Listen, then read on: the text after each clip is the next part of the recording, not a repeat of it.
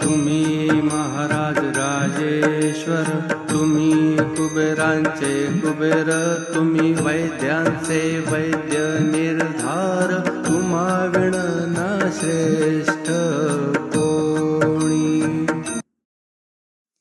இந்தியாவில் பிரிட்டிஷ் சாம்ராஜ்யத்தின் ஆங்கிலேய வைஸ்ராய்க்கு வைத்தியம் பார்க்கக்கூடிய குடும்பம் தார்கட் குடும்பம். அந்த தார்கட் குடும்பத்தின் பலர் MBBS படித்த மருத்துவர்கள். ஆனாலும் சீதாதேவி தார்கட்டின் தீர்க்க இயலாத தலைவலியை பாபா 5 நிமிடங்களில் குணமாக்கினார். இப்படி வைத்தியர்களுக்கெல்லாம் வைத்தியம் பார்க்கக்கூடிய தலை சிறந்த வைத்தியராக பாபா விளங்கினார் என்பதை இந்த வரிகள் விளக்குகின்றன. ஒரு நல்ல வைத்தியர் எப்படி இருக்க வேண்டும் என்பதை வள்ளுவம் குணம் நாடி குற்றமும் நாடி அவற்றுள் மிகை நாடி மிக்க கொளல் என்று குறிப்பிடுகின்றது. இது டயாக்னசிஸ்கான இலக்கணமாகவே சொல்லப்படுவதுண்டு. அப்படி பாபா டயாக்னசிஸ் மட்டுமல்ல, மருந்தை தேர்ந்தெடுத்து கொடுப்பதிலும் வல்லுநராக விளங்கினார் என்பதை நாம் இப்போது பார்க்கலாம்.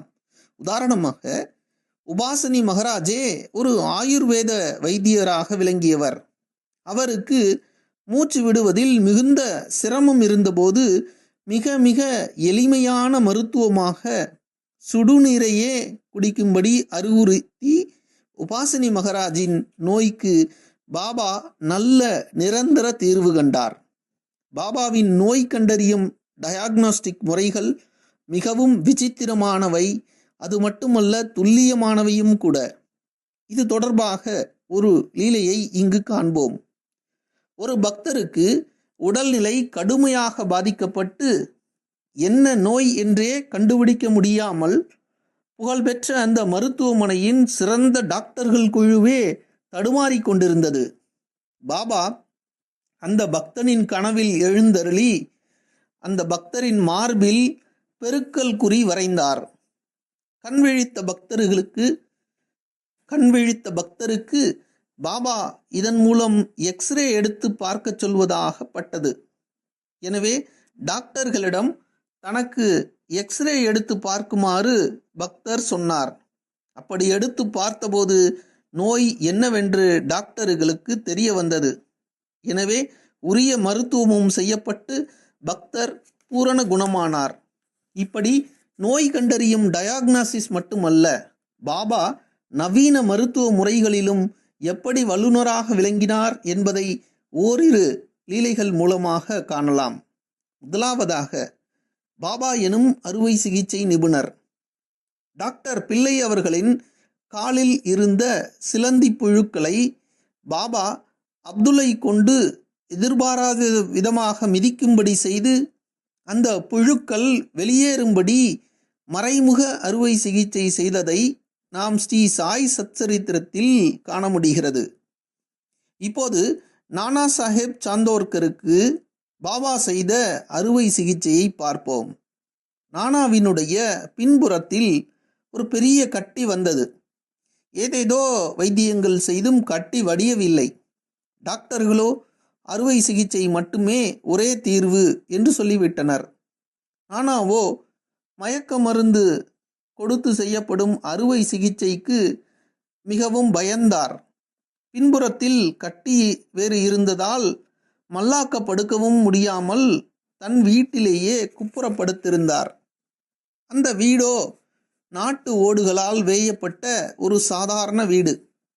நானா படுத்திருக்கும்போது கூரையிலிருந்து ஒரு ஓடு நானாவினுடைய கட்டியின் மீது விழுந்து விட்டது.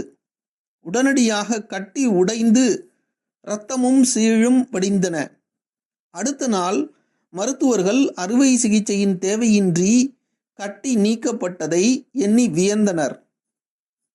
பின்னர் நானா ஷீரடிக்கு வந்தபோது பாபா நானாவினுடைய கட்டி குறித்து ஏதும் தெரிவிக்கப்படாத போதும் கூட தாமே நானாவின் கட்டியை நீக்கி அருளியதாக கூறியதை கேட்டு நானா நெகிழ்ந்து போனார்.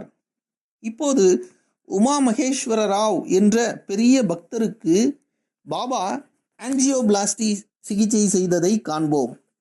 இதயத்தில் அடைப்பு இருப்பதால் அறுவை சிகிச்சை அவசியம் என்று டாக்டர்கள் தெரிவித்துவிட்டனர். பாபாவையே சார்ந்து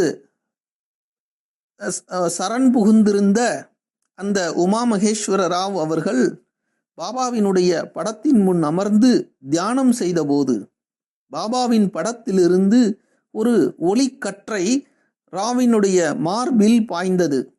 சற்று சூடாக தன் மார்பு இருப்பதை ராவ் உணர்ந்து கொண்டார். பிறகு கண் விழித்தபோது அவரது மார்பில் அறுவை சிகிச்சை செய்யப்பட்டு அப்சார்பபிள் ஸ்விட்சஸ் கொண்டு தையல் போடப்பட்டிருந்த தழும்புகள் தென்பட்டன. டாக்டர்கள் ராவை பரிசித்தபோது இதய அடைப்புகள் ஏதும் இல்லை. இதுவரை பாபா செய்த நவீன அறுவை சிகிச்சையை பார்த்தோம். இப்போது பாபா செய்த லேப்ராஸ்கோபி, லேப்ராசெக்ஷன் ஆகிய சிகிச்சைகளை பார்ப்போம். கேசவ் எம் கவன்கர் என்பவர் குழந்தையாக இருக்கும்போது பாபாவை தரிசிக்கும் பேறு பெற்றவர். இவர் பின்னாளில் பாபா குறித்து ஷிர்டி சே சாய்பாபா என்ற அற்புதமான நூலை இயற்றினார். கேசவ் 7 வயது சிறுவனாக இருக்கையில் சளி ஜுரம் வந்து மார்பு பகுதியில் நுரையீரல் முழுவதும் சளியும் நீரும் சேர்ந்துவிட்டன. மூச்சு விடக்கூட சிறுவன் சிரமப்பட்டான். என்னென்னவோ வைத்தியம் செய்தும் குணமாகவில்லை.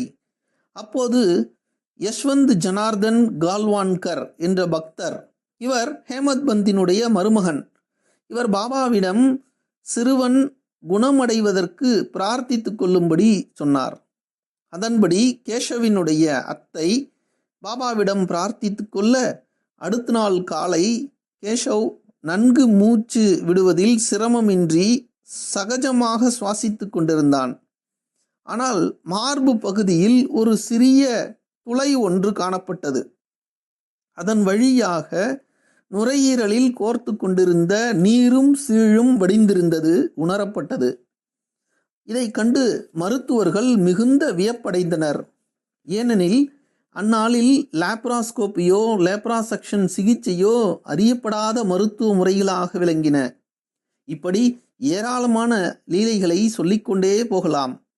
பாபாவே ஒரு ஹக்கீமாக அனைவருக்கும் மூலிகைகளை கொண்டு இலவசமாக சிகிச்சை செய்து வந்ததாகவும், பின்னாளில் ஹரியே கிடைத்தபின் மூலிகைகள் எதற்கு என்று ஹரி ஹரி என்று சொல்லி உதியை கொண்டே நோய்களை குணப்படுத்துவதாகவும் சொன்னார்.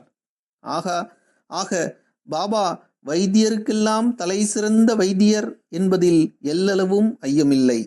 ஜெய் சாய்ராம்.